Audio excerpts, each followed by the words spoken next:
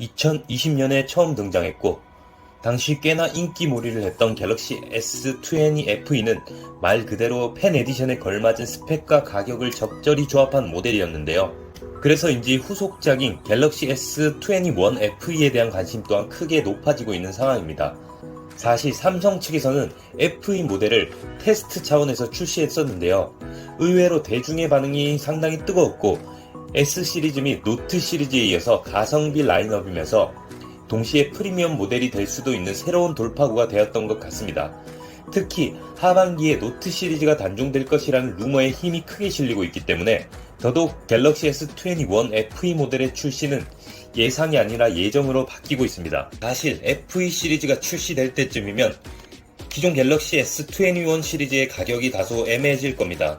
그래서 더더욱 가성비 모델로 출시되는 팬 에디션 모델의 차이점을 명확히 짚어봐야 할 것 같은데요. 제일 큰 맥락은 가성비라고 보시면 되겠습니다. 좀 더 구체적으로 보면 갤럭시 S21 FE의 메인 키워드는 원가 절감입니다. 출고가를 낮출 수 있는 부분들은 최대한으로 줄이는 것이 전략이라고 볼 수가 있는데요. 삼성전자 스마트폰의 루머를 주로 다루고 있는 샘모바일에 따르면 스냅드래곤 888이 탑재될 예정이라고 합니다. 갤럭시 S21 해외 버전과 동일한 프로세서인데요.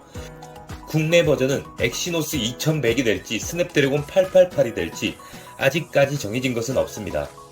지난 S20 때도 FE 모델의 화면 크기가 살짝 더 컸었는데요.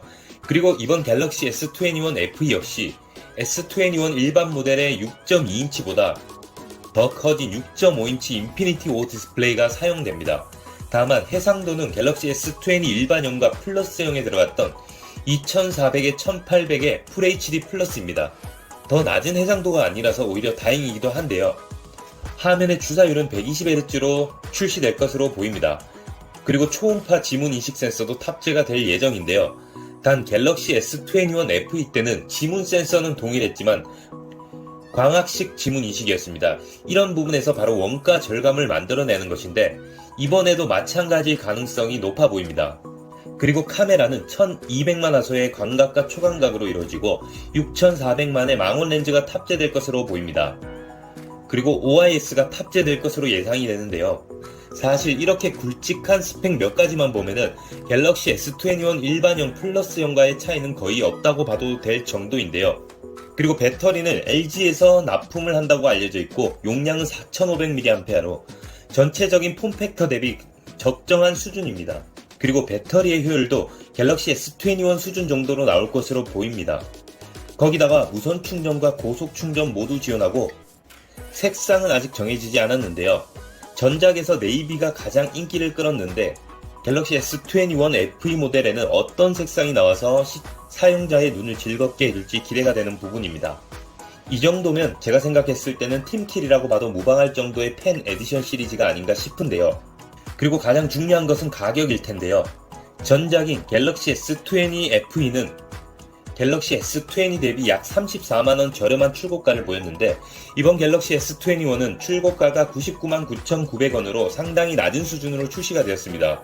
그래서 이런 점을 감안했을 때는 10만원에서 20만원 정도 더 저렴한 79만원 혹은 89만원 정도로 출시될 것으로 예상이 됩니다.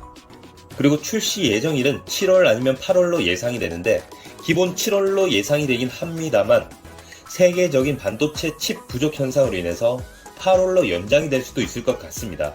이렇게 저는 오늘 갤럭시 S21 FE에 대해서 알아보았는데요. 혹시 추가적으로 궁금한 사항이 있으시면 댓글을 통해서 알려주시면 감사하겠습니다. 시청해주신 여러분들께 진심으로 감사드립니다. 좋은 하루 되세요.